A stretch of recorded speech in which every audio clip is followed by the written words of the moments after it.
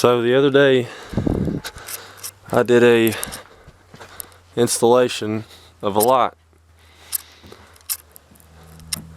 As you can see, put an LED light on the tractor. May not look the best, but just wanted to kindly tell how I went about doing it after I finally figured out what all the wires went to. Ran my power wire over here to another lot and tapped into the wire here, and then it don't look that great of a wiring job, but there's not much to work with.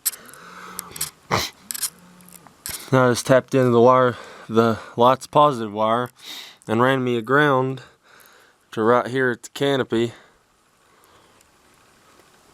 And now, when I flip the switch, I have a light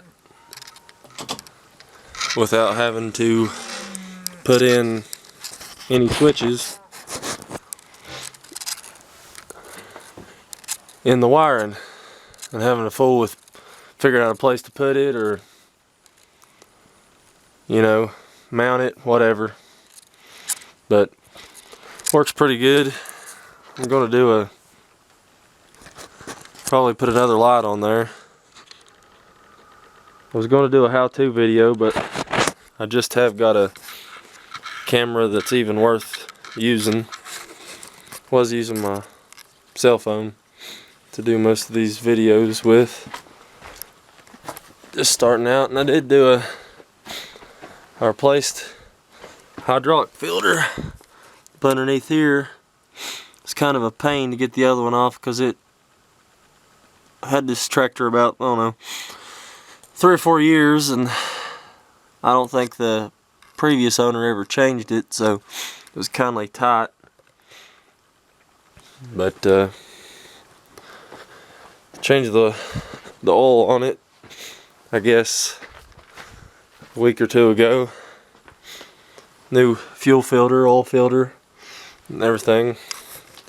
This particular tractor usually holds about 9 quarts of oil.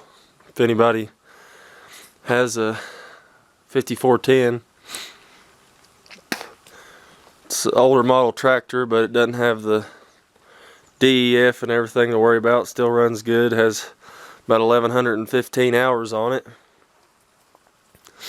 and yeah, she's fully serviced and ready to go for the winter time.